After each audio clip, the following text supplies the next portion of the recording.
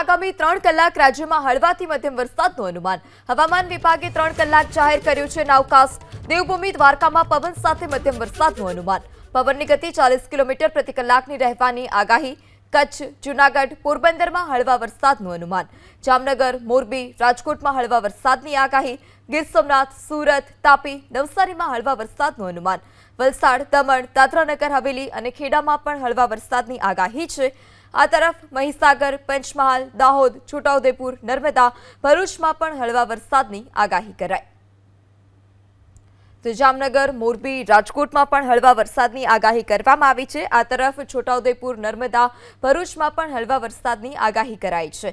ગીર સોમનાથ, સુરત, તાપી, નવસારી, મહીસાગર, પંચમહાલ, દાહોદ, વલસાડ, દમણ, દાદરાનગર હવેલી અને ખેડામાં પણ હળવા વરસાદની આગાહી છે.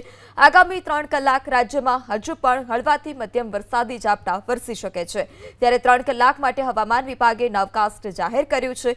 દેવભૂમિ દ્વારકામાં પવન સાથે મધ્યમ વરસાદનું અનુમાન.